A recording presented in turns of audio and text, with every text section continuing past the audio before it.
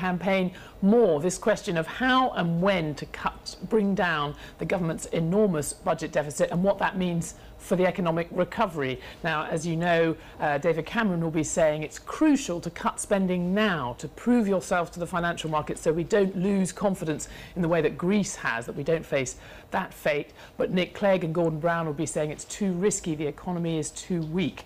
Of course, behind this rhetoric, we know that the numbers involved, many economists would say, are not that large in terms of the extra spending cuts that the Conservatives are proposing this year. But next year there is a big difference, and I think we'll hear more about that, the fact that the Conservatives want to avoid, if they can, tax rises in a way that Labour and the Liberal Democrats don't. Of course, if you do avoid things like the so-called jobs tax next year, the implication is the Conservatives will cut spending more. You can expect the other two to make that point. But what about these spending cuts? Are we realistically going to get more facts and more figures as everyone is demanding? I think we'd be amazed to get that, but hanging over this debate, as we've already been hearing, has been that charge from the Institute for Fiscal Studies a couple of days ago that the parties haven't come clean on how exactly they would bring in these spending cuts. There's been a bit of a fight back on that the last couple of days. They have dared to question the Independent Institute for Fiscal Studies. I think you'll hear them defend efficiency savings, say they could be real, but of course the questions will be, will you raise VAT?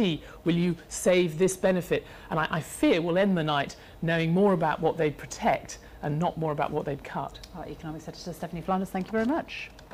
And don't forget that the crucial third and final Prime Ministerial debate chaired by David Dimbleby starts tonight at 8:30. You can watch it live on BBC One, the BBC News channel, our special